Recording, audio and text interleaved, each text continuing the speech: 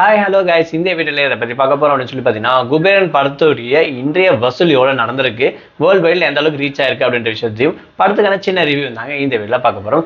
அதாவது குபேரா படம் வந்து பார்த்தீங்கன்னா வேர்ல்டு வைடில் ரிலீஸ் பண்ணியிருக்காங்க. அது மட்டும் இல்லாமல் இதுவும் one of the pan India movie அப்படின்னு சொல்லலாம்.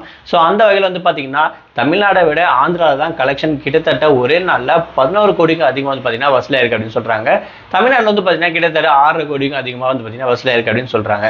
ஸோ கிட்டத்தட்ட பார்த்தீங்கன்னா இந்த படத்தோட வரவேற்பு தமிழ்நாடை விட ஆந்திராவில் அதிகமாக வரவேற்பு கொடுக்கப்பட்டிருக்கு அப்படின்னு சொல்றாங்க. ஏன்னா கிங் நாகார்ஜுனா அந்த படத்தில் நடிச்சிருக்காரு அப்படின்னு மட்டும் இல்லாம கூடயே இருக்கக்கூடிய சப்போர்ட்டிங் ஆக்டர்ஸ் எல்லாமே வந்து பார்த்தீங்கன்னா மோஸ்ட்லி சவுத் இந்தியன்ஸ்ல வந்து டாப்ல இருக்கக்கூடிய ஆக்டர்ஸ். தனுஷ்க்கும் செப்பரேட் ஃபேன்ஸ் இருக்காங்க அப்படின்னு சொல்லலாம். ஸோ அந்த வகையில படம் சூப்பராக போயிட்டு இருக்கு ஆந்திரா ஸ்டேட்ல.